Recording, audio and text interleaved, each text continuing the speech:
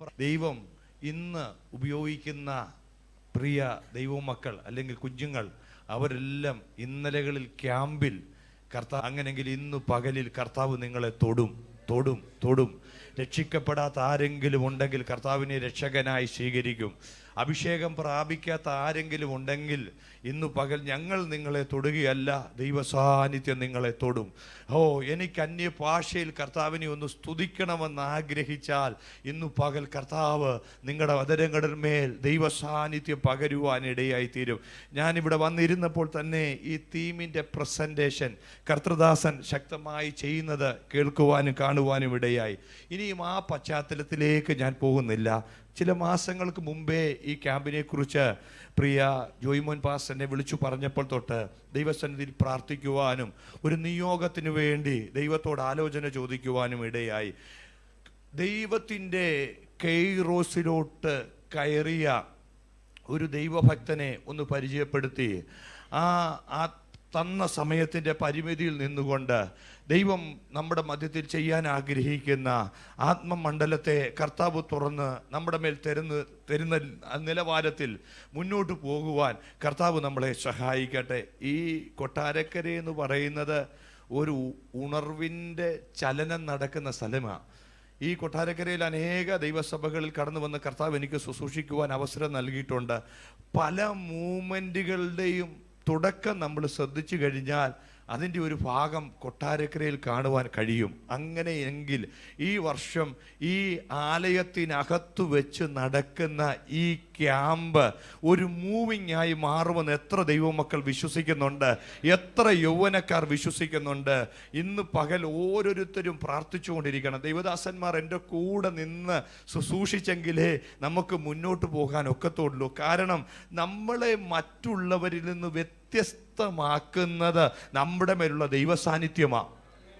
നമ്മുടെ അറിവോ മിടുക്കോ കഴിവോ ജ്ഞാനമോ ഒന്നുമല്ല, നമ്മുടെ മേലുള്ള ദൈവശക്തിയാ. ഹല്ലേലൂയ. ഇശായി മിടുക്കന്മാരെ മുന്നോട്ട് നിർത്തിയപ്പോൾ ശമൂവേലിനും വലിയ കൊതിയ അഭിഷേകത്തിൻ്റെ തൈലപാത്രം അവരെ ഒന്ന് അഭിഷേകം ചെയ്ത് മടങ്ങിപ്പോകാൻ. പക്ഷെ ദൈവം പറയാ, ഇതല്ല, ഇവനെ ഞാൻ തള്ളിയിരിക്കുന്നു, ഇവനെ ഞാൻ തിരഞ്ഞെടുത്തിട്ടില്ല. എത്ര പേർക്ക് മനസ്സിലാകുന്നു? മനുഷ്യൻ്റെ കണ്ണിൽ തൂക്കവും വലിപ്പവും സൈസും ഒക്കെ ഉണ്ടെന്ന് പറഞ്ഞാലും ദൈവത്തിൻ്റെ കണ്ണിൽ അത് ഫലമാകണമെന്നില്ല. എന്നാൽ ഇതിനകത്ത് ചില ദാവീദുമാരെ ഇന്നു പകൽ കർത്താവ് അഭിഷേകം ചെയ്ത് ഇതുവരെ അവർ ചിന്തിക്കാത്ത മുൻനിരകളിലേക്ക് നടത്തുവാൻ ശക്തനായ ഒരു ദൈവത്തിൻ്റെ പകർച്ച, അവന്റെ സാന്നിധ്യത്തിൻ്റെ നിറവ് ഇന്നു പകൽ ഇവിടെ ഇറങ്ങി വന്നിട്ടുണ്ട്. അന്തരീക്ഷം യേശുവിന്റെ നാമത്തിൽ ദൈവ സാന്നിധ്യത്താൽ പിടിക്കപ്പെടട്ടെ. ഇന്ന് പകൽ കുഞ്ഞു കുട്ടികൾ മുതൽ വാർദ്ധക്യത്തിലായിരിക്കുന്ന മാതാപിതാക്കന്മാർ വരെ ആത്മാവിൽ ചലിക്കുന്ന ക്യാമ്പാക്കി ഈ ക്യാമ്പിനെ ദൈവം തീർക്കട്ടെ. തുടർച്ചയായി 12 മണിക്കൂർ നമ്മൾ ദൈവസാന്നിധ്യത്തിലായിരിക്കുമ്പോൾ നഷ്ടപ്പെട്ട അഭിഷേകം മടങ്ങി വരണം, നഷ്ടപ്പെട്ട ദൈവകൃപ മടങ്ങി വരണം, നഷ്ടപ്പെട്ട ആരാധന മടങ്ങി വരണം, നഷ്ടപ്പെട്ട അന്യഭാഷ മടങ്ങി വരുവാനിടയാകണം. ദൈവത്തിന്റെ കെയ്റോസിലോട്ട് നമ്മൾ കയറുന്ന പകലാവും ഇന്ന് പകല്. ദൈവത്തിന്റെ സമയത്തിലേക്ക്, ദൈവത്തിന്റെ ഹിതത്തിനകത്തേക്ക് നമ്മൾ കയറുന്ന പകലാക്കി ഈ പകലിനെ കർത്താവ് എന്ത് ചെയ്യാൻ പോവുക? തീർക്കാൻ പോവുക. ഇന്ന് നമ്മുടെ ചിന്തയ്ക്ക് വേണ്ടി വേഗം ലൂക്കോസിന്റെ സുവിശേഷത്തിലേക്ക് നമുക്ക് വരാം. അതിന്റെ 19-ാം അധ്യായം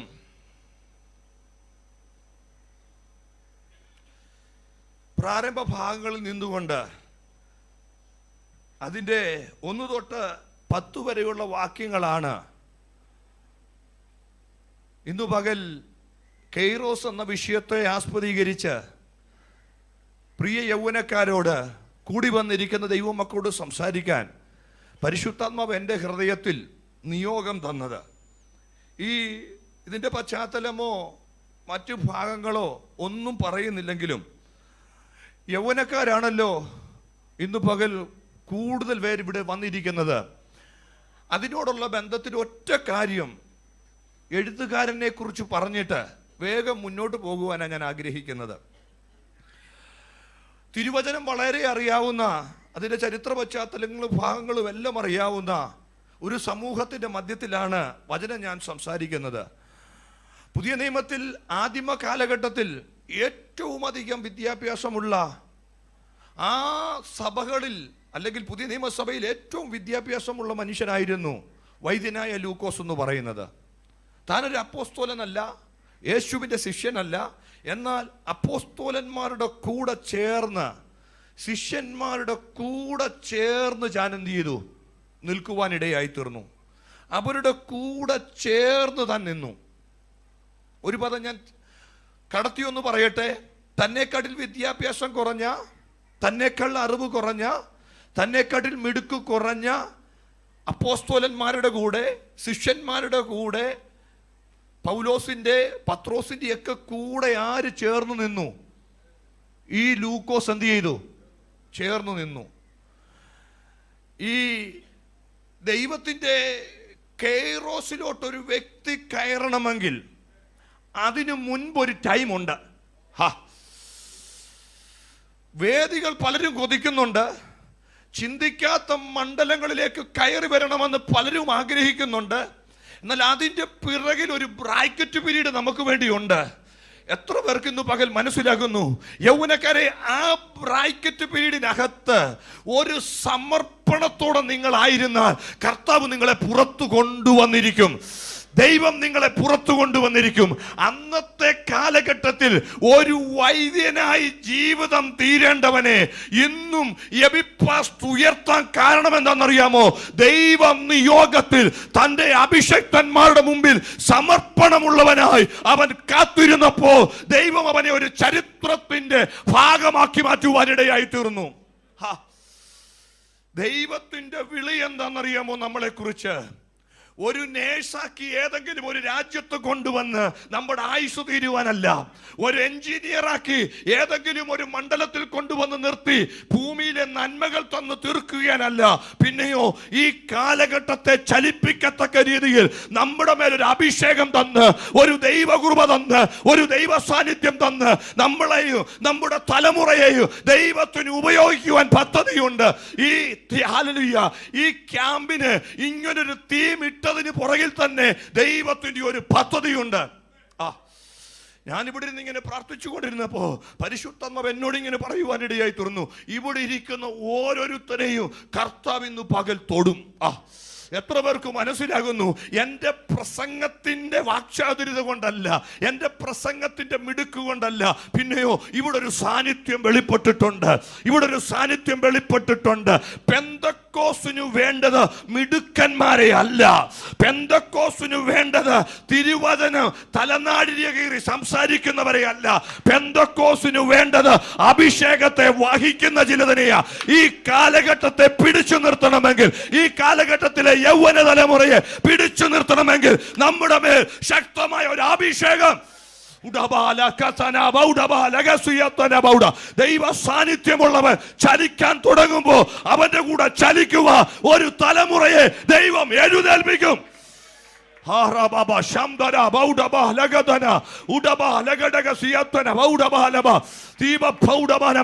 ഈ അന്തരീക്ഷത്തെ ദൈവാത്മാവ് നിയന്ത്രിച്ചു തുടങ്ങിയിരിക്കുക. ഈ അന്തരീക്ഷത്തെ ദൈവാത്മാവ് നിയന്ത്രിച്ചു കൊടുത്തിരിക്കുക. മുന്നിൽ തൊട്ട് പുറകിൽ വരെ അസാധാരണ മണ്ഡലങ്ങളിൽ ദൈവ സാന്നിധ്യം ഇന്നു പകൽ വെളിപ്പെടുവാനിടയാകും.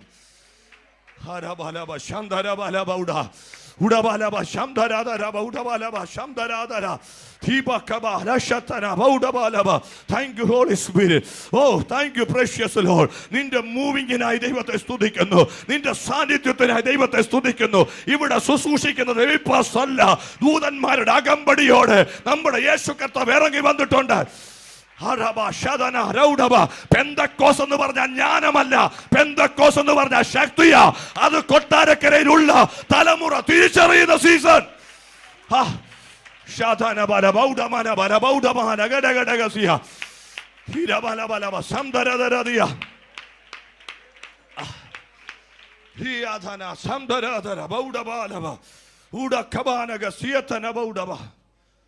ബുദ്ധി കൊണ്ട് വചനത്തെ എത്ര മനസ്സിലാക്കാൻ നോക്കിയാലും ജ്ഞാനം കൊണ്ട് എത്ര ഇതിനെ തലനാരിഴകീട് പഠിക്കാൻ നോക്കിയാലും ഒരു ചോദ്യചിഹ്നത്തിന് നീ അവസാനിക്കത്തുള്ളൂ. എന്നാൽ ആത്മനിയോഗത്തിൽ വിട്ടുകൊടുത്ത് ദൈവസന്നിധിയിൽ മുട്ടുമടക്കി തിരുവചനത്തെ തുറന്ന് നിന്റെ മുൻപിൽ അത്ഭുതത്തിന്റെ വാതിലുകളെ, അത്ഭുതത്തിന്റെ വാതായനങ്ങളെ തുറക്കുവാൻ നമ്മുടെ ദൈവം ശക്തനായ ദൈവമാ.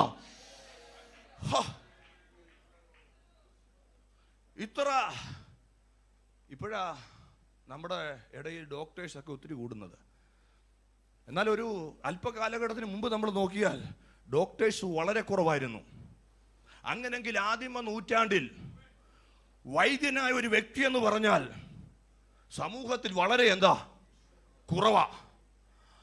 ആ ഒരു പദവിയിൽ നിൽക്കാതെ അപ്പോസ്തലന്മാരുടെ കൂടെ ചേർന്ന് നിന്നെങ്കിൽ അതിന് പിറകിൽ അവന്റെ അകത്ത് കത്തിയൊരു തീയില്ലേ? എത്ര പേർക്ക് മനസ്സിലാകുന്നു? യൗവന തലമുറ അതിൽ നിന്ന് തിരിഞ്ഞ് ആത്മീയത്തിലോട്ട് വരണമെങ്കിൽ അവന്റെ അകത്തൊരു തീ കത്തണം. ഡോക്ടറിനെ കാട്ടി വലുതാ ദൈവവേലയെന്ന്, ഡോക്ടറിനെ കാട്ടി വലുതാ ദൈവദാസന്മാരോടുകൂടെ ചേർന്ന് നിൽക്കുന്നതെന്ന്, ഡോക്ടർമാരെ കാട്ടി വലുതാ ദൈവ ശുശ്രൂഷയുടെ പങ്കുവഹിക്കുന്നതെന്ന്.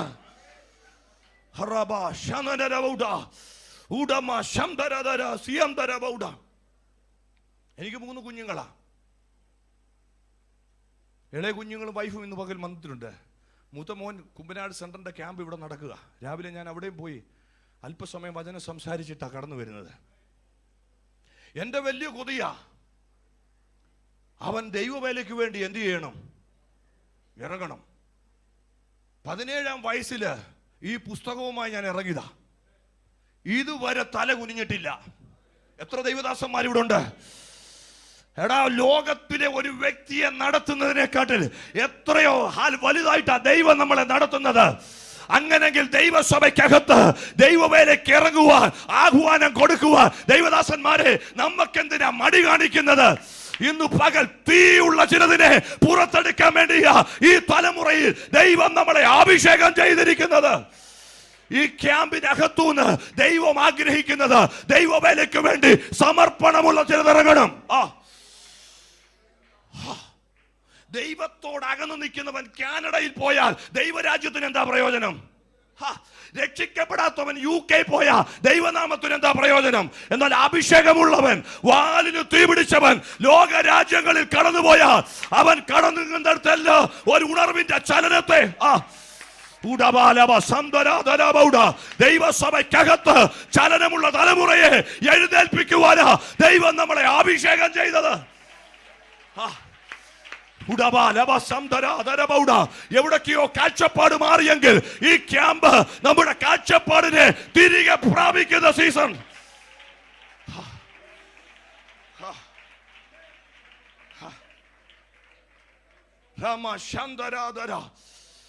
ദൈവത്തിന്റെ സമയം എന്ന് പറഞ്ഞാൽ എന്താ? ആ ദൈവത്തിന്റെ സമയത്തിലേക്ക് കുറച്ചെണ്ണത്തിനെ അടുപ്പിച്ച് നിർത്തണം. നമ്മള് കുറച്ചുപേരെ കൊണ്ടുവരണം. അതിന് ചില പ്രൈമറി വർക്കുകൾ ആവശ്യമാ. അതാ ഈ ക്യാമ്പിൽ ഇന്ന് പകൽ നടക്കുന്നത്. ദൈവദാസന്മാരുടെ അകത്ത് ഇങ്ങനൊരു നിയോഗം ദൈവം ഇട്ടെങ്കിൽ കൊട്ടാരക്കര സെൻട്രൽ നിന്ന് ഈ തലമുറയെ പിടിച്ചു കുലുക്കുന്ന അഭിഷക്തന്മാരെ, അഭിഷക്തമാരെ ദൈവം എഴുന്നേൽപ്പിക്കും.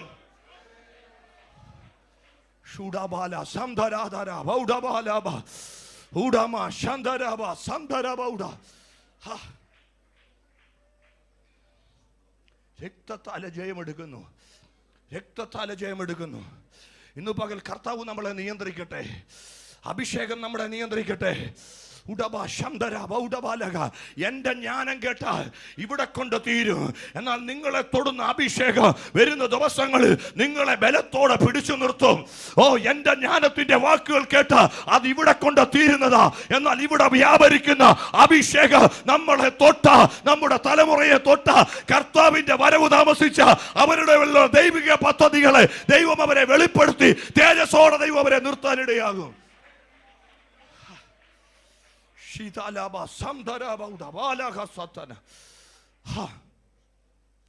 ചേർന്നു നിന്നു. അത് വെറുതെ ആയില്ല. ഇന്ന് പകൽ ദൈവസഭയോട്, ദൈവാലയത്തോടെ കുഞ്ഞുങ്ങൾ ചേർന്ന് നിൽക്കുന്നെങ്കിൽ, പ്രത്യേകിച്ച് മാതാപിതാക്കന്മാർ ഒത്തിരി ഉണ്ടല്ലോ, സഭയോട് അവരെ ചേർത്ത് നിർത്തണം.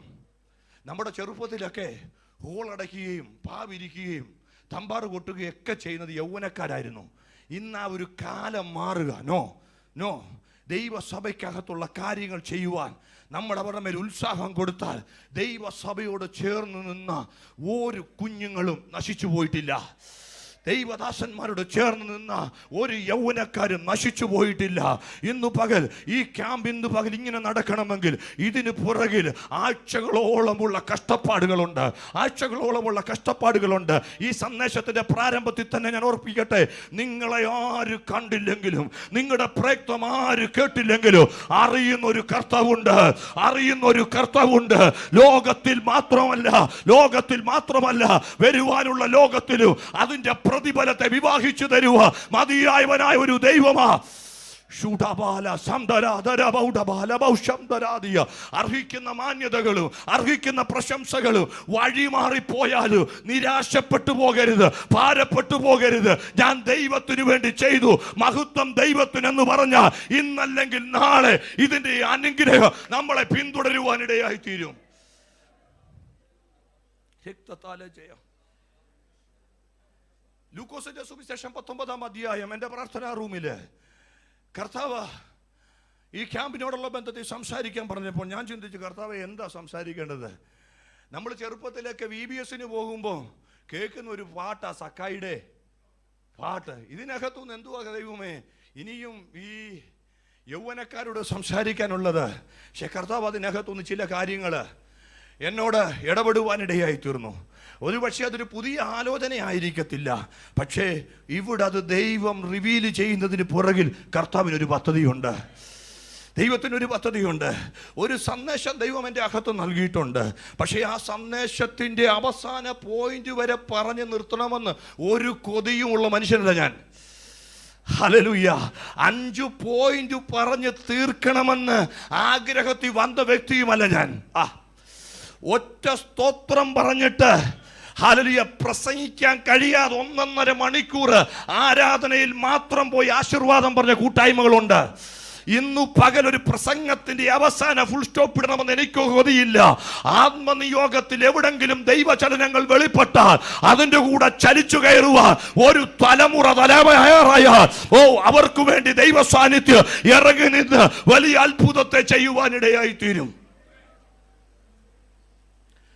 19-ാം അധ്യായത്തിൽ ഇങ്ങനെ നമ്മൾ കാണുവാൻ കഴിയുന്നത്, അവൻ എരിഹോവിലെത്തി കടന്നെന്ത് ചെയ്യുക, പോവുക. ഈ എരിഹോവിനെ കുറിച്ച് കേൾക്കുമ്പം തന്നെ അത്ര ഇഷ്ടമുള്ള അല്ല. അതാ ചില വാക്ക് കേൾക്കുമ്പം തന്നെ അതെന്തല്ല ഇഷ്ടമല്ല. പക്ഷേ ഞാൻ വചന ശുശ്രൂഷയുടെ ആദ്യം തന്നെ പറയട്ടെ, ദൈവത്തിൻ്റെ കെയ്റോസ് ആയാൽ ഏത് ശാപം പിടിച്ച സ്ഥലവും അനുഗ്രഹമാവും. യൗവനക്കാരെ, നിങ്ങളുടെ കുടുംബം എത്ര തകർച്ചയിൽ കിടന്നാലും നമ്മൾ ആ ദൈവത്തിൻ്റെ നിയോഗത്തിനകത്തോട്ട് കയറിയാൽ യെരിഹോവിൽ വലിയ കാര്യങ്ങൾ നടക്കും. ദൈവത്തിൻ്റെ അഭിഷക്തൻ പേര് പറഞ്ഞ് ശപിച്ച സ്ഥലമായി യെരിഹോ. എന്നാൽ അവിടെ എൻ്റെ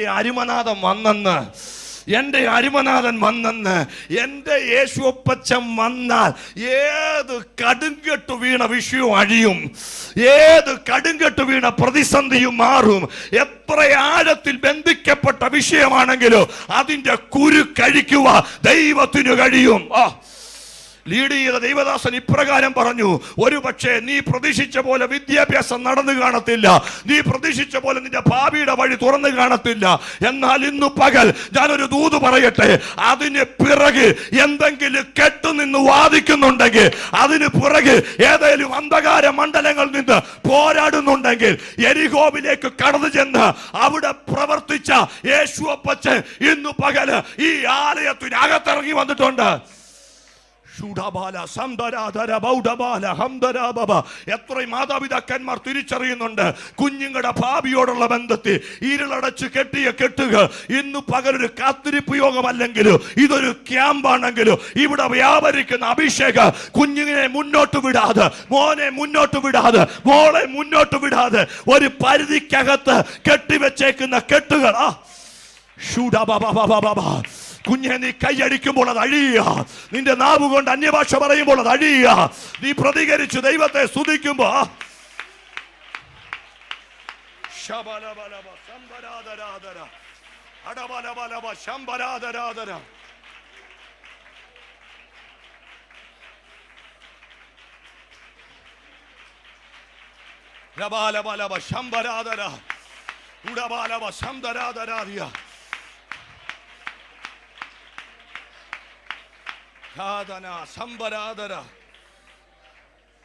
നമ്മുടെ തെറ്റായ ഒരു ചിന്തയുണ്ട്.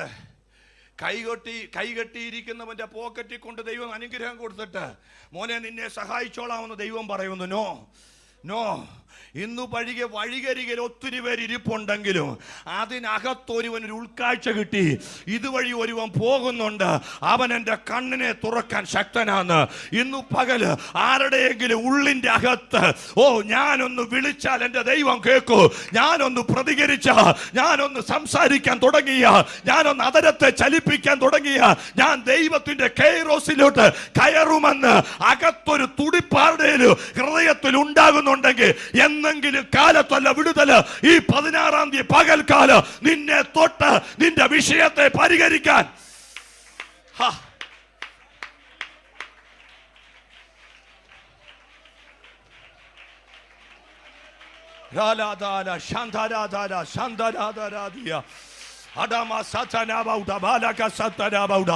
ആത്മാവിന്റെ തീ കത്തിപ്പിടിക്കട്ടെ.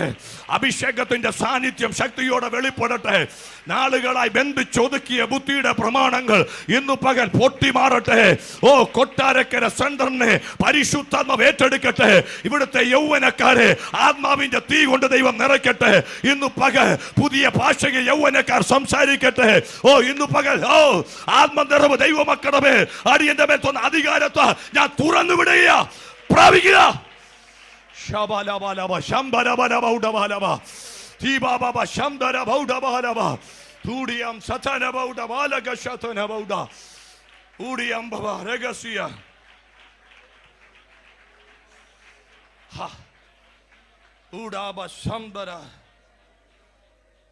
ഇങ്ങനെ കടന്നു പോകുമ്പോ ഒരു മനുഷ്യന്റെ ഉള്ളിൽ ഒരു കൊതി, യേശു എങ്ങനെയുള്ളവനെന്ന്.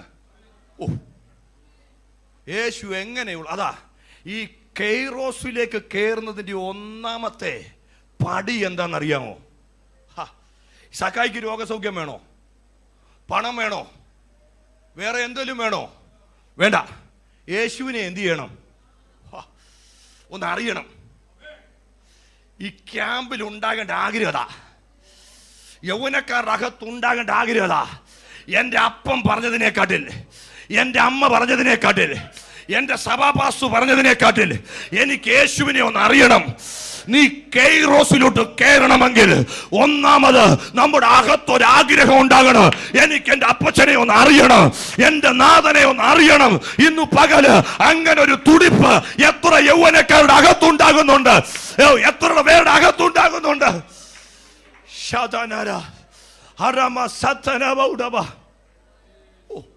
ഞാൻ ചിന്തിക്കുന്നത് അത് ദൈവം ഇട്ട ഒരാഗ്രഹ. യേശുവിൻ്റെ അടുക്കൽ വേറെ ഒത്തിരി പേര് വന്നിട്ടുണ്ട്. അവരൊക്കെ ഓരോ വിഷയവുമായിട്ടാണ് എന്ത് ചെയ്യുന്നേ വരുന്നത്.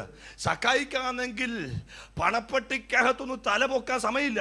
കാരണം അതുപോലെ എന്ത് ചെയ്യുക, പണം വരിക. പക്ഷേ എന്നോ ഒരു ദിവസം അവൻ്റെ അകത്തൊരു തോന്നൽ വന്നു, ഒരുവനുണ്ട്, അവനെ എന്ത് ചെയ്യണം, അവനെ ഒന്ന് എന്ത് ചെയ്യണം. ഞാനൊരു കാര്യം പറയാം, ലോകത്തിലെ ഒരു വ്യക്തിയെ അറിയാൻ ശ്രമിക്കുന്നതിനനുസരിച്ച് നീയും അവനുമായുള്ള ബന്ധം അകലും. ചില ദൂരത്തുനിന്ന് അറിഞ്ഞാൽ മതി. ലോകത്തിലെ മഹാമാരെ ചില ദൂരത്തുനിന്ന് അറിഞ്ഞാൽ മതി. എത്ര പേർക്ക് ദൂത് മനസ്സിലാകുന്നു? അവരോട് അടുത്തറിയാൻ തുടങ്ങുമ്പോൾ ഇന്ന് കൊടുക്കുന്ന ബഹുമാനം കൊടുക്കാൻ സാധിച്ചെന്ന് വരത്തില്ല.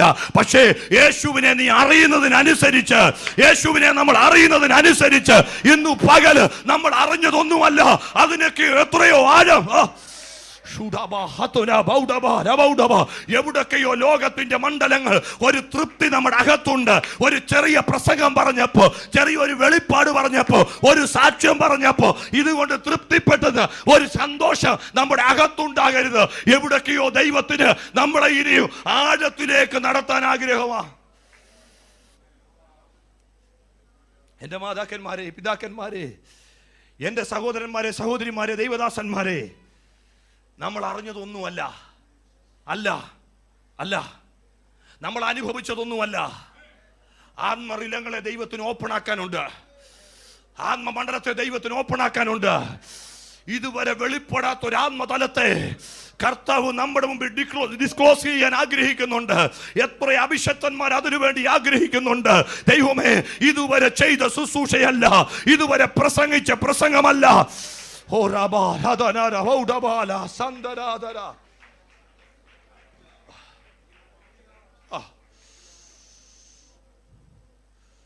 പഞ്ചഗ്രന്ഥങ്ങൾ എഴുതി തുടങ്ങിയ മോശ ആദിയിൽ ദൈവം ആകാശവും ഭൂമിയും സൃഷ്ടിച്ചു, ഭൂമി പാടും ശൂന്യവുമായിരുന്നു പറഞ്ഞ് എഴുതി തുടങ്ങിയപ്പോൾ ചരിത്രം മുഴുവൻ പറഞ്ഞു. ആദി എന്ന് പറഞ്ഞാൽ എന്താ? ആകാശവും ഭൂമിയും സൃഷ്ടിച്ചു. നാ പുതിയ നിയമത്തിലേക്ക് വരുമ്പോൾ കർത്താവിൻ്റെ ചങ്കോട് ദൈവത്തിൻ്റെ മാർവോട് ചാരിയിരുന്ന യോഹന്നാൻ പറയുക, എടാ, ആദിയിൽ ദൈവം ആകാശവും ഭൂമി സൃഷ്ടിക്കുകയല്ല, അതിനപ്പുറം ഒരു വെളിപ്പാടുണ്ട്. ആദിയിൽ വചനമുണ്ടായിരുന്നു. ആരെങ്കിലും പറഞ്ഞ വെളിപ്പാട് കേട്ടിട്ട് ആ വെളിപ്പാട് കൊണ്ട് തീർന്നെന്ന് ചിന്തിക്കല്ല്. ചങ്കോട് ചേർന്ന് നിൽക്കുന്ന നിന്നോട്, പ്രാർത്ഥനാ റൂം വിട്ടുമാറാത്ത നിന്നോട്, എൻ്റെ കർത്താവിന് ഇതുവരെ വെളിപ്പെടുത്താൻ കഴിയാത്ത ആത്മീയ മർമ്മങ്ങളെ വെളിപ്പെടുത്തുവാൻ ആഗ്രഹമുണ്ട്. എത്ര യൗവനക്കാർ ആഗ്രഹിക്കുന്നുണ്ട് ഈ തലമുറയിൽ ആർക്കും വെളിപ്പെടാത്ത വെളിപ്പാടുകളിലേക്ക്.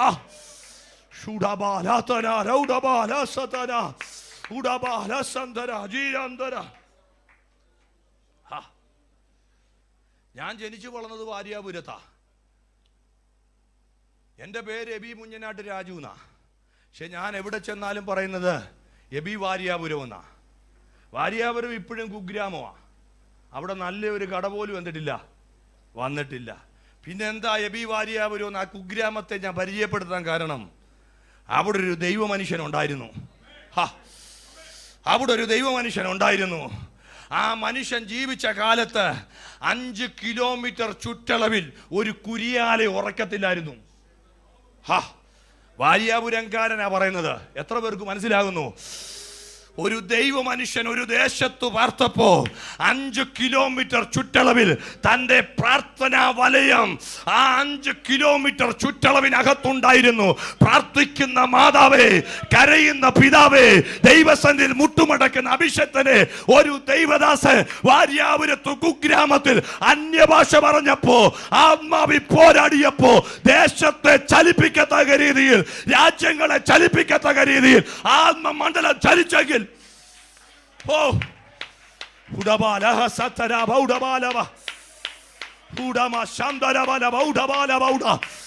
അങ്ങനെ കൊതിയുള്ള, അങ്ങനെ ദാഹമുള്ള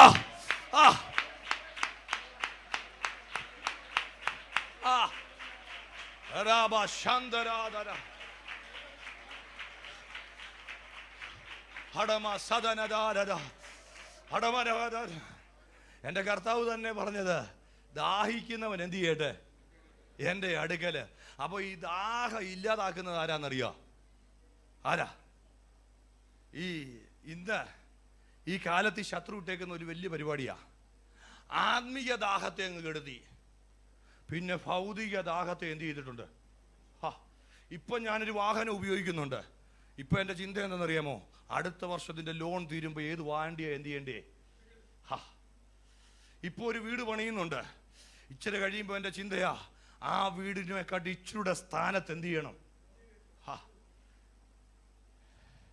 എന്നാൽ ഒരു ആത്മതലം വെളിപ്പെടാനുള്ള പ്രാർത്ഥന എന്ത് ചെയ്തു? എൻ്റെ കാര്യം പറയുന്നേ, ദൈവമേ പുതിയൊരു ഭാഷ എനിക്ക് തരണേന്ന് പ്രാർത്ഥിച്ചിട്ട് എത്ര നാളായി. പുതിയൊരു പ്രസംഗം എനിക്ക് തരണേന്ന്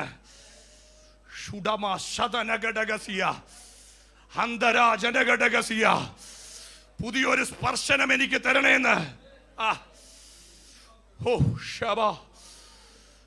ഈ ക്യാമ്പിൽ അതാ നടക്കേണ്ടത്. എനിക്കുറപ്പാ, നമ്മളെ തൊട്ട തലമുറയെ തൊട്ടിരിക്കും. നമുക്കൊരു വ്യത്യാസം വന്നാൽ നമ്മുടെ തലമുറയ്ക്ക് വ്യത്യാസം വന്നിരിക്കും. ഓ റീബാല ശതരബൗഡ, ദൈവദാസന്മാരെ, നമുക്കൊരു മാറ്റം വന്നാൽ നമ്മുടെ ദൈവസഭയ്ക്കകത്തുള്ള യൗവനക്കാർ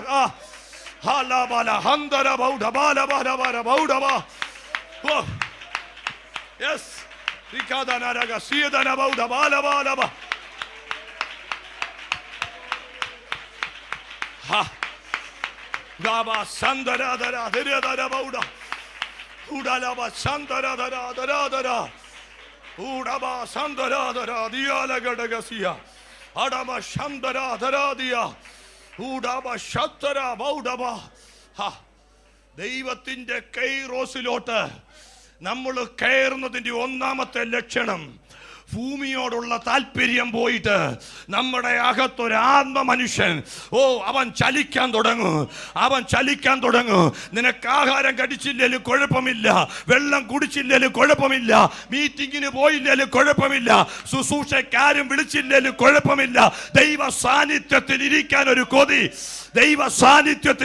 ഒരു കൊതി, അങ്ങനൊരു തലത്തെ ഇന്നു പകല് ഈ ആലയത്തിനകത്ത് ദൈവം തുറന്നു വിടുകയാ.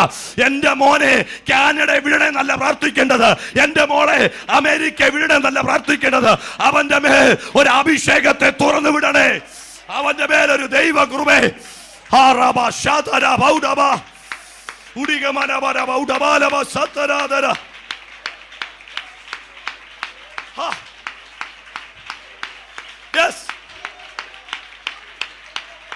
ആ തീ ഇവിടെ കത്തിപ്പിടിക്കട്ടെ, ആ അഭിഷേകം ഇവിടെ കത്തിപ്പിടിക്കട്ടെ.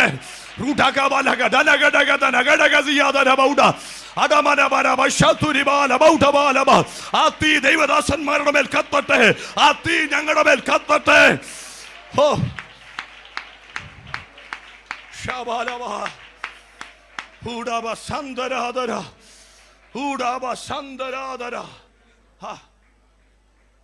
പണപ്പെട്ടിക്കകത്തുനിന്ന് കണ്ണുമാറാത്തവന് ഒരു ദിവസം ഒരു തോന്നല്, യേശുവിനെ ഒന്ന് അറിയണം, യേശുവിനെ ഒന്ന് കാണണം.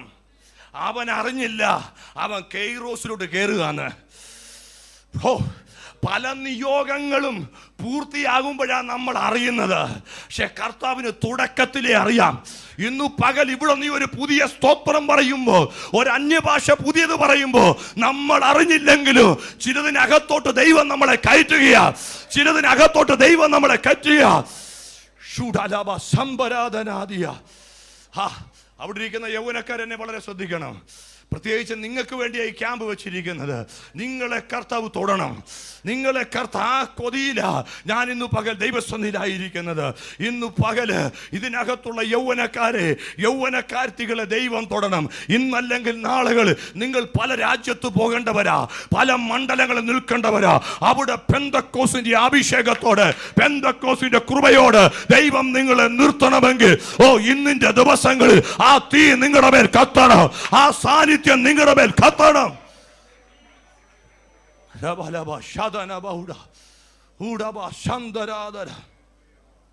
അപ്പം ഞാൻ വേഗം പറഞ്ഞ് മുന്നോട്ട് പോകാം. ഇവന്റെ അകത്തൊരാഗ്രഹം ആരെ അറിയണം? യേശുവിനെ അറിയണം. നമ്മുടെ ജീവിതത്തിന്റെ അവസാനം വരെ ദൈവ സാന്നിധ്യത്തെ കൂടുതൽ അറിയാൻ എന്ത് ചെയ്യണം? കൂടുതൽ അറിയാൻ ദൈവദാസന്മാരെ, യൗവനക്കാരത്തികളെ, മാതാപിതാക്കന്മാരെ, നമ്മൾ അറിഞ്ഞതൊന്നുമല്ല, അതിനൊക്കെ അപ്പുറം ഒത്തിരി ആത്മതലങ്ങളുണ്ട്, ആത്മമേഖലകളുണ്ട്. കണ്ണട ചിരുട്ടാക്കല്ല്.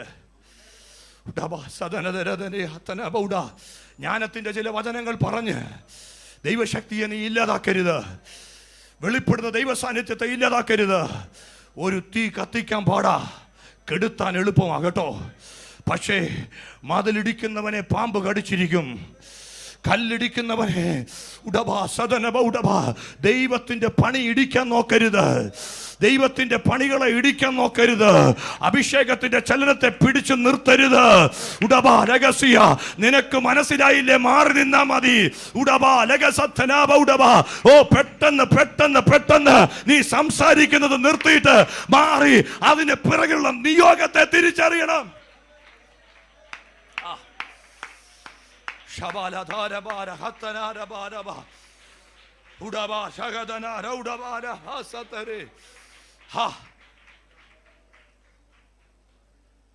നമ്മളെന്തിനാ കുഞ്ഞുങ്ങളുടെ മേലൊക്കെ കത്തുന്ന, യൗവനക്കാരുടെ മേലൊക്കെ കത്തുന്ന ആ അഭിഷേകത്തെ കെടുത്തിക്കളയുന്നത്?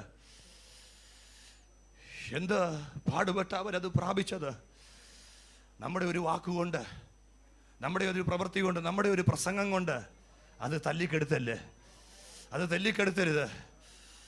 ഒരുവൻ്റെ അകത്തൊരു തീ വന്നാൽ നമ്മളാൽ ആഗോളൊന്ന് സപ്പോർട്ട് ചെയ്ത് നിർത്തണം, നമ്മളാൽ ആഗോളൊന്ന് പിടിച്ചു നിർത്തണം. ഓ ഷുഡബ സദന രൗഡബ സിഗത രഹസ്യ.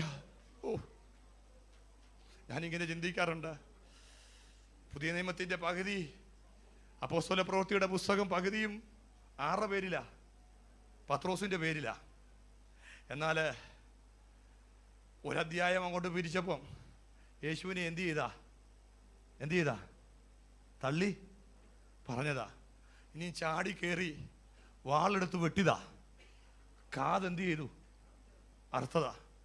പക്ഷേ ഇരു ചെവി അറിയാതെ കർത്താവ് ആ കാതെന്ത് ചെയ്തു? അത് ഈ പടയാളിയെ സഹായിക്കാനാണോ? അല്ല. ദൈവം എന്നോട് ഒരു ദിവസം ഇങ്ങനെ പറഞ്ഞു, മോനെ, പാടുപോലും വരാതെ ആ വിഷയത്തെ പരിഹരിച്ച് എന്തെന്ന് അറിയാമോ? നിന്നെക്കുറിച്ച് എനിക്ക് പദ്ധതിയുണ്ട്. പല വിഷയവും പാടുപോലും വരാതെ. എത്ര പേർക്ക് മനസ്സിലാവുന്നു? എന്തോ ദൈവം അത് കയറി പറയാൻ പറഞ്ഞോണ്ട്. എബിപ്പാസ് ഇവിടെ നിൽക്കുന്നത് വിശുദ്ധിയുടെ കൂടുതൽ കൊണ്ടല്ല, പല പിതാക്കന്മാരും എന്നെ മറച്ചത് കൊണ്ടാ, പല മാതാക്കന്മാരും എന്നെ മറച്ചത് കൊണ്ടാ, അതിനപ്പുറം എൻ്റെ യേശുവപ്പച്ചൻ എന്നെ മറച്ചത് കൊണ്ടാ. ആ പുതപ്പ് ദൈവം നമ്മുടെ കൈ തന്നിട്ടുണ്ട് കേട്ടോ. പത്രോസേ ഉടബ, നീ പരസ്യകോലമാകേണ്ടതാ, കൃത്യവിലോപത്തിന് നിന്നെയും പിടിച്ച് അകത്താക്കേണ്ടതാ. പക്ഷേ എൻ്റെ കരം അവിടെ പ്രവർത്തിക്കാൻ കാരണം എന്താണെന്നറിയാമോ? എനിക്ക് നിന്നെ കുറിച്ചൊരു പദ്ധതിയുണ്ട്. അങ്ങനെങ്കിൽ ആ ചെറുപ്പക്കാരൻ ചെയ്യുന്ന തെറ്റൊന്ന് ക്ഷമിക്കത്തില്ലയോ? ഈ ക്യാമ്പിൽ നിന്നുകൊണ്ട് ഞങ്ങളുടെ അവിടെ ഒരു ഭാഷ പറയും കാർന്നോമാരെന്ന്. ഇവിടെ പറയുമെന്നറിയാം, കാർന്നോത്തിമാരെ യൗവനക്കാരോടൊന്ന് ക്ഷമിക്കത്തില്ലയോ? ആദ്യത്തെ ചലനം കുറഞ്ഞെന്ന് എനിക്കറിയാം, പക്ഷേ ഇതൊരു ചലനത്തിന്റെ തുടക്കമാ. ഓ, ന്യായവിധിയുടെ വാള് നീ എടുക്കുന്നതിന് മുമ്പ് കൃപയുടെ പുതപ്പൊന്ന് എടുത്താട്ടെ. ന്യായവിധിയുടെ വാളൊന്ന് എടുക്കുന്നതിന് മുമ്പ് ദൈവം ഈ തലമുറയെ നോക്കി വിളിച്ചു പറയുക, അഭിഷക്തന്മാരെ, കൃപയുടെ പുതപ്പൊന്ന് എടുത്താട്ടെ. എന്റെ കർത്താവ് കൃപയുടെ പുതപ്പെടുത്തില്ലായിരുന്നെങ്കിൽ നമ്മൾ ആരെങ്കിലും കാണുമായിരുന്നോ? ഇന്ന് പകൽ ഹൃദയം നിറഞ്ഞ് ദൈവത്തെ സ്തുതിക്കണം. ആരും അറിയാതെ ആ വിഷയത്തെ ദൈവം പരിഹരിച്ചു, ആരും അറിയാതെ പ്രശ്നത്തെ ദൈവം സോൾവ് ചെയ്തു, ആരും അറിയാതെ നമ്മുടെ ബലഹീനതയെ ദൈവം പരിഹരിച്ച് ദൈവം നമ്മളെ മുന്നിൽ നിർത്തി.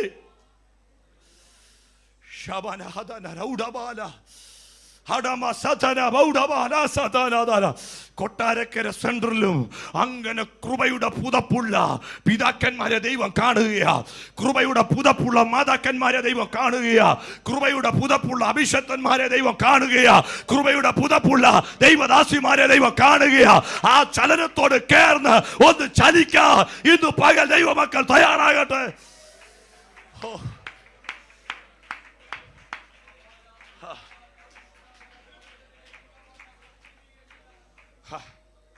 ഇവൻ ആഗ്രഹം വന്നെങ്കിലും ഇവൻ വളർച്ചയെ കുറിയവനാ. 2, പുരുഷാരോ ഇവന്റെ ചുറ്റും എന്ത് ചെയ്യാ?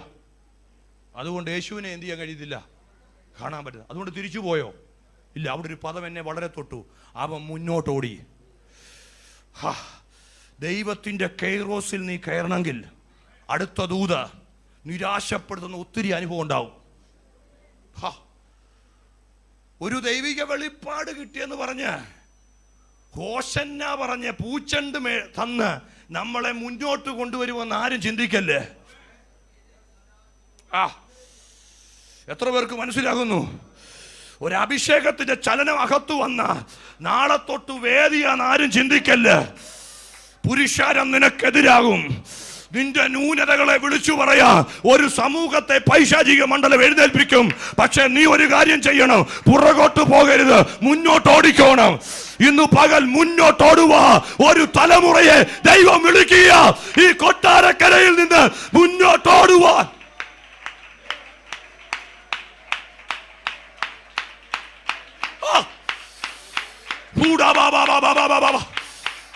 പ്രതിസന്ധികളെ നോക്കി പിന്തിരിയാനല്ല, പ്രതിസന്ധികളെ നോക്കി മടുത്തു പോകാനല്ല, മുന്നോട്ടോടുവാ.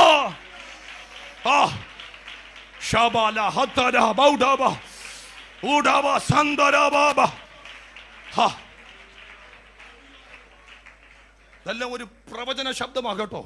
ഈ തലമുറയിൽ ഒരു പ്രവാചകനായിട്ട് ദൈവം എന്നെ അഭിഷേകം ചെയ്തിരിക്കുന്നത്. ആ ശുശ്രൂഷയിൽ നിന്നുകൊണ്ട് തന്നെയാണ് ഇന്ന് പകൽ ദൂത് കൈമാറുന്നത്. പിന്നെ ഇതൊരു ക്യാമ്പ് ആയതുകൊണ്ടാണ് ഞാൻ നിന്ന് സംസാരിക്കുന്നത്. ഇന്ന് പകൽ പുറമോട്ടോടല്ലേ, പിറകോട്ടോടരുത്. വിളിച്ചത് ദൈവമാ. വിളിച്ചത് ദൈവമാ. ദൈവദാസന്മാരെ വിളിച്ചത് ദൈവമാ. ആരൊക്കെ മാറിയാലും ദൈവം മാറത്തില്ല, ആരൊക്കെ മറന്നാലും ദൈവം മറക്കത്തില്ല. മൂക്കും വായുടെ ഒന്നിച്ച് ദൈവം പൊത്തത്തില്ല. എവിടെങ്കിലും ഒന്നടഞ്ഞ ഇപ്പുറത്ത് 10 വഴികൾ അല്ല 100 വാതിലുകൾ നമുക്ക് വേണ്ടി ദൈവം തുറക്കാൻ.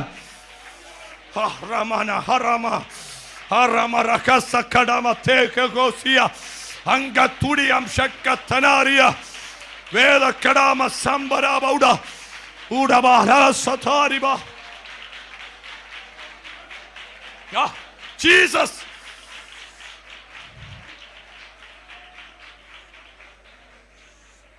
അവൻ ഓടി ഒരു കാട്ടത്തിയുടെ മേൽ എന്ത് ചെയ്തു? സത്യം പറഞ്ഞ കൊച്ചു മനുഷ്യരൊക്കെ മരത്തെ കയറാൻ ഒക്കുവോ?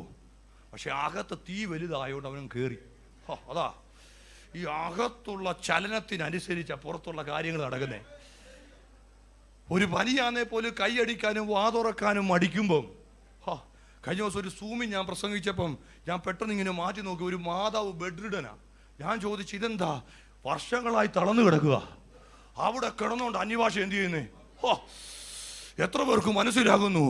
അകത്തെ തീക്കനുസരിച്ച പുറത്തു വരുന്ന പ്രതികരണങ്ങൾ, അകത്തുള്ള ദൈവകൃപയ്ക്കനുസരിച്ച, അകത്തുള്ള ദൈവ സാന്നിധ്യത്തിനനുസരിച്ച ഇവന്റെ അകത്ത് യേശുവിനെ കാണണമെന്നുള്ള കൊതി കത്തുമ്പോ ഇവന്റെ പ്രതിസന്ധികൾ ഒന്നും പ്രതിസന്ധി അല്ല, ഇവന്റെ വിഷയമൊന്നും വിഷയമല്ല. ഞാൻ തിരുവചനം അടച്ചു. എന്നാൽ ഈ അത്തിയുടെ മുമ്പിൽ വന്നപ്പോ ആര് നിന്നു? അപ്പൊ ഞാനിങ്ങനെ ചിന്തിക്കുന്നേ, ഇവൻ ചുങ്കസ്ഥലത്തിരുന്ന് ഇവന്റെ ആഹത്താഗ്രഹം വന്നപ്പോഴേ യേശു അവിടെ ചലിക്കാൻ തുടങ്ങി. ഇന്ന് പകൽ എത്ര പേർക്ക് മനസ്സിലാകുന്നു? ഈ അത്തിയില എന്ന് പറഞ്ഞാൽ ചെറിയ ഇലയൊന്നുമല്ല, നല്ല നിറഞ്ഞു നിൽക്കുന്ന ഇലയാ. അതിനകത്തൊരു കൊച്ചു മനുഷ്യൻ കയറി നിന്നാൽ ഇവന്റെ ആഗ്രഹം എന്താണെന്നറിയാമോ? എനിക്ക് യേശുവിനെ കാണണം, യേശു എന്നെ എന്ത് ചെയ്യണ്ട, കാണണ്ട. അതിനകത്തുള്ള ഈ മനുഷ്യനെ കർത്താവ് എങ്ങനെ കണ്ടെത്തി? ഇവന്റെ എഫേർട്ടൊക്കെ ആരറിഞ്ഞായിരുന്നു? ഒരു ദൂതൂടെ ഞാൻ വേഗം പറയട്ടെ. ഇവന്റെ ആഗ്രഹം കാണണമെന്നായിരുന്നു. പക്ഷെ യേശു പറയുക, ഞാൻ നിന്റെ കൂടെ അങ്ങ് വരിക. നമ്മൾ ചിലവ് പറഞ്ഞില്ലേ, ചോദിക്കുന്നതിലും നിനയ്ക്കുന്നതിലും അതല്ലേ ഇവിടെ ചെയ്തേ. അവന്റെ ആഗ്രഹം എന്താ? ഒന്ന് കാണണം. അവനോട് യേശു പറയാം, ഞാൻ നിന്റെ വീട്ടിലോട്ട് വരിക. ഈ ക്യാമ്പിലെ യൗവനക്കാരെ നോക്കി പറയുക, ഒരു BSc നേഴ്സായി മാറണമെന്നായിരിക്കും നിന്റെ ആഗ്രഹം. ഒരു എഞ്ചിനീയറായി മാറി ഗൾഫിൽ അല്പകാലം ജോലി ചെയ്ത് എൻ്റെ കുടുംബത്തിന്റെ ദാരിദ്ര്യം മാറ്റണമെന്നായിരിക്കും. എന്നാൽ എൻ്റെ അപ്പച്ചൻ പറയുക, അതിനെക്കാട്ടിൽ മേൽത്തരമായി, അതിനെക്കാട്ടിൽ മുകളിലോട്ട് നിന്നെ ഉയർത്താൻ കഴിയുന്ന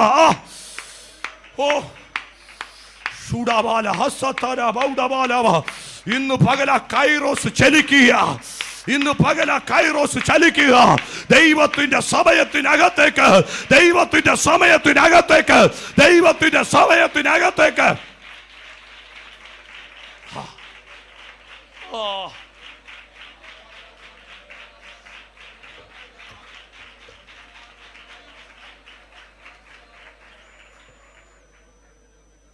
ഇഷ്ടപ്പെട്ടില്ലേലും ഒരു കാര്യം കൂടെ പറഞ്ഞ് നമുക്ക് ഒന്നിച്ച് നിന്നൊരു പാട്ട് പാടാം.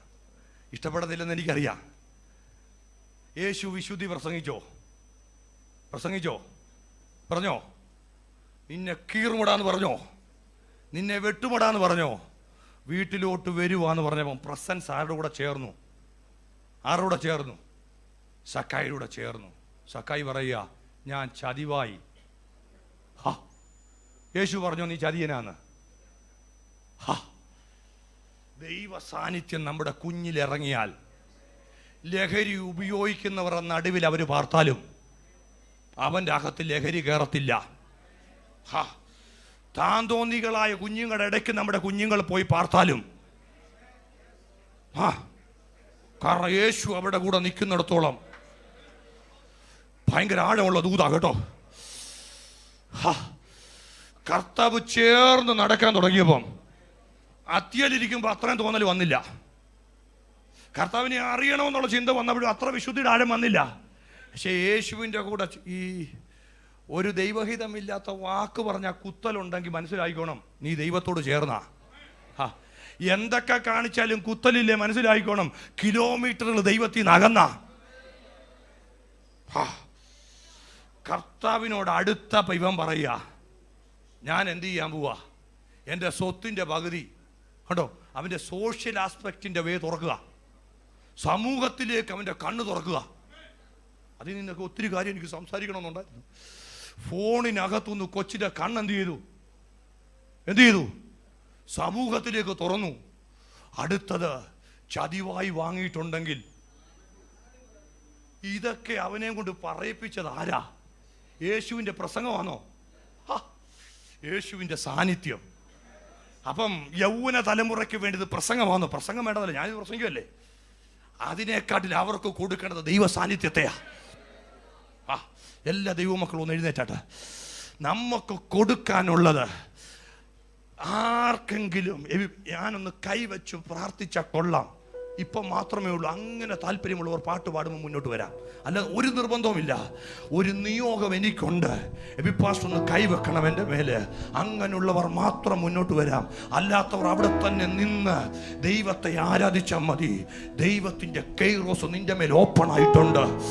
ഈ ക്യാമ്പ് വെറുതെ നടത്തുന്നതല്ല. ഈ ക്യാമ്പിന്റെ പുറകിൽ ഒരു ദൈവഹിതം ചലിക്കുന്നുണ്ട്. നമ്മുടെ ചില യൗവനക്കാരെ ഇന്നു പകല് കർത്താവ് തൊടുന്ന പകലാ. കർത്താവ് തൊട്ടുകൊണ്ടിരിക്കുക. ദൈവിക പ്രസൻസ് സക്കായിൽ മാറ്റം വരുത്തിയതുപോലെ ഇന്നു പകല് നമ്മുടെ ചിലരുടെ അകത്ത് ദൈവം വലിയ മാറ്റത്തെ കൊണ്ടുവന്നിടുക. ഹല്ലേലൂയ. ചേർന്നൊരു പാട്ട് പാടി നമ്മുടെ കർത്താവിനെ നമുക്ക് ആരാധിക്കാം.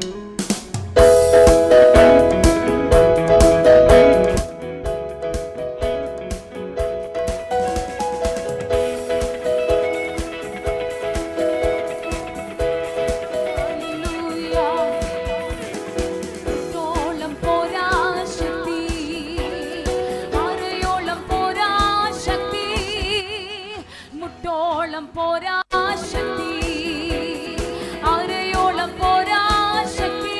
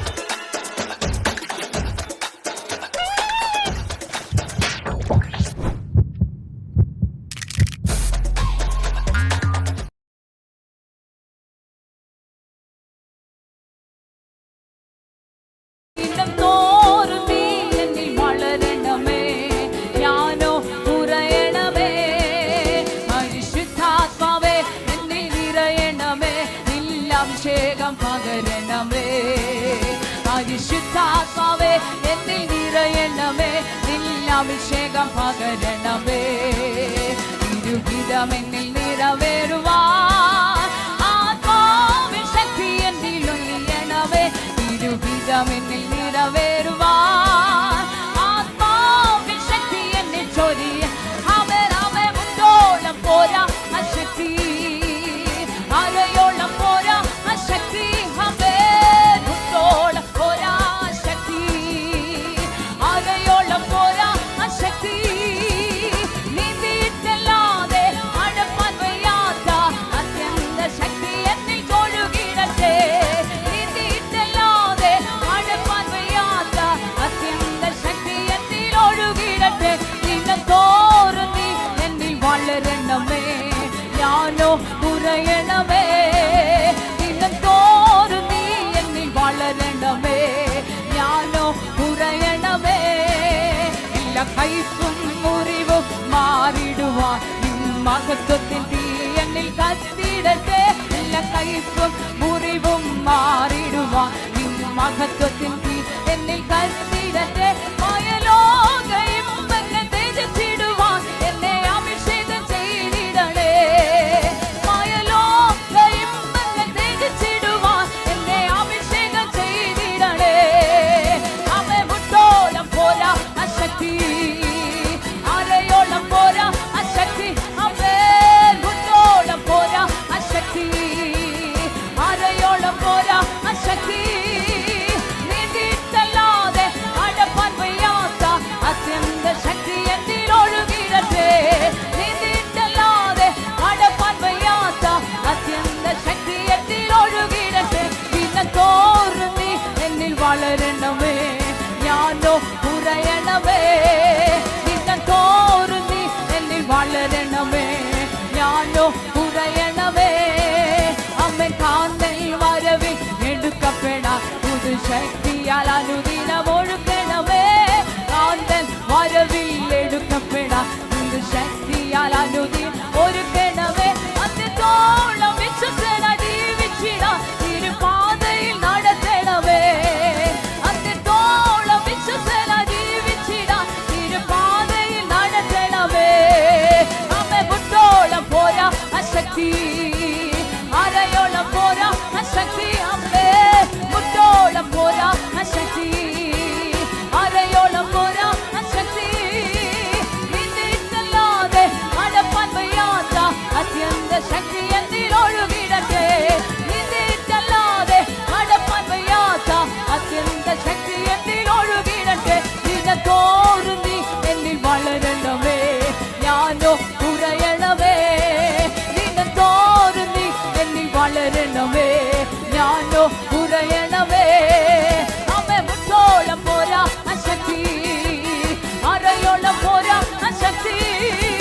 മുട്ടോളം പോരാ ആ ശക്തി.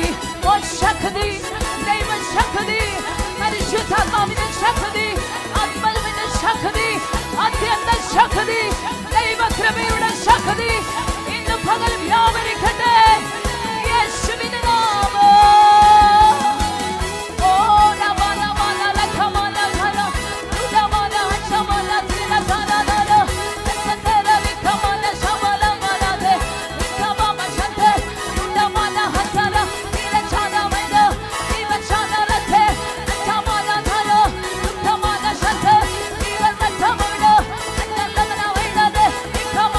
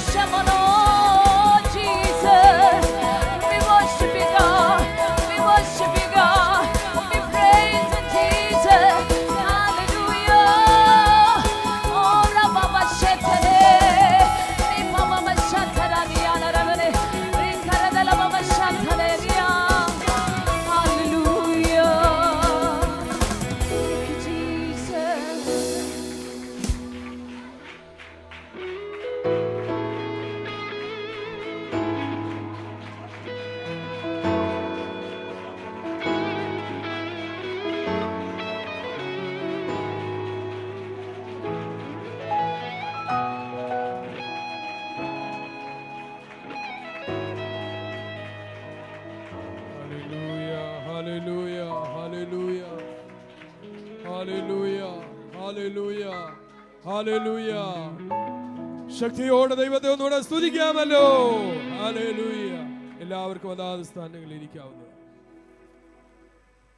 കർത്താവിന് മഹത്വം. നമ്മുടെ ക്യാമ്പിന്റെ